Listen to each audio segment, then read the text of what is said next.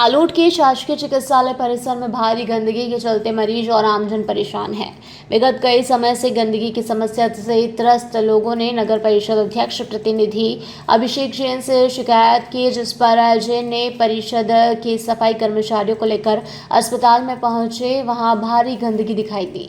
परिसर में जगह जगह पानी भरा हुआ है। हर तरफ गंदगी का साम्राज्य फैला दिखाई दिया, जिस पर जैन ने तहसीलदार से मोबाइल पर बात की। नवागत तहसीलदार मनीष जैन भी मौकास्थल पहुंचे और बीएमओ डॉक्टर देवेंद्र मौर्य से इस बारे में चर्चा की, जिस पर बीएमओ मौर्य ने 2 दिन का समय मांगा। 2 दिन में अस्पताल की साफ सफाई पूर्ण करने की बात कही। तो वहीं इस दौरान अध्यक्ष प्रतिनिधि अभिषेक जैन और बीएमओ डॉक्टर मौर्य के बीच तीखी चर्चा भी हुई।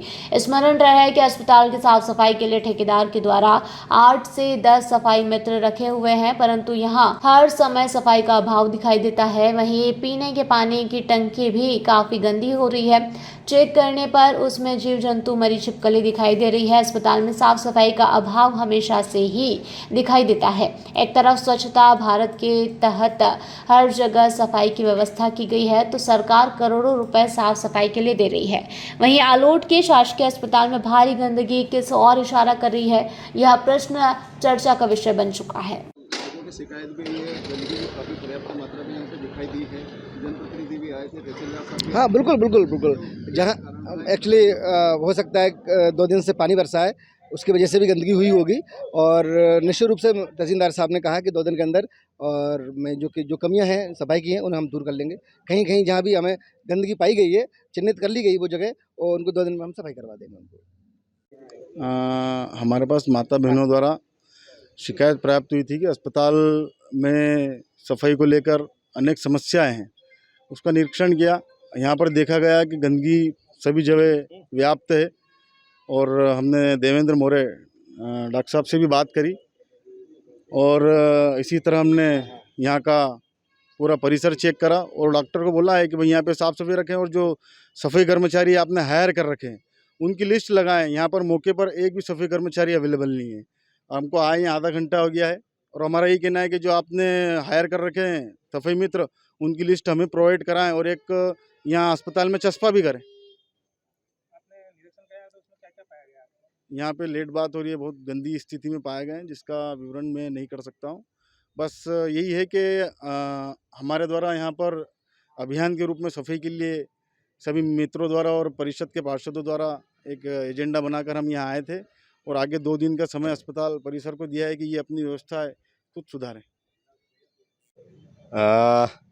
सिविल हॉस्पिटल में जनप्रतिनिधि के तौर पे जैन साहब के द्वारा सूचना दी गई कि हॉस्पिटल के परिसर में गंदगी व्याप्त है। उस आधार पर निरीक्षण के तौर पे हम आए थे और पाया गया कि हॉस्पिटल परिसर में गंदगी व्याप्त है। उस आधार पर बीएमओ साहब को सूचित भी किया गया और उन्होंने अपनी टीम को भी आहूत किया। करीब 8 से 10 लोगों को उन्होंने बुलाया है और 2 दिन का समय दिया है। 2 दिन में बीएमओ साहब की टीम और सीएमओ साहब की टीम इस हॉस्पिटल परिसर को स्वच्छ बनाकर एक अच्छा वातावरण प्रदान करेंगे। जावरा से पवन धाकड़ की रिपोर्ट। जयराम जी, किशन काका। राम राम भाई, राम राम। क्या दोनों भाई बैठ के क्या हिसाब लगा रहे हो? ऊटी लहसुन के भाव आ गए क्या? अरे नहीं रे दादा, ये अपना रमेश नया मकान बनाने के लिए लोन ले रहा है। हिसाब किया तो पता चला कि लोन का पैसा तो ईंट और रेती में ही पूरा हो जाएगा। और अभी तो सीमेंट लानी है, सलिया लाना है और तो ठेकेदार को भी पैसे देने हैं। मेरे तो कुछ समझ में ही नहीं आ रहा कि कैसे बनेगा मेरा नया मकान।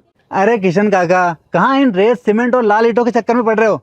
मेरी बात मानो तो अपने घर को बाबजी एएसी ब्लॉक से बनवाओ।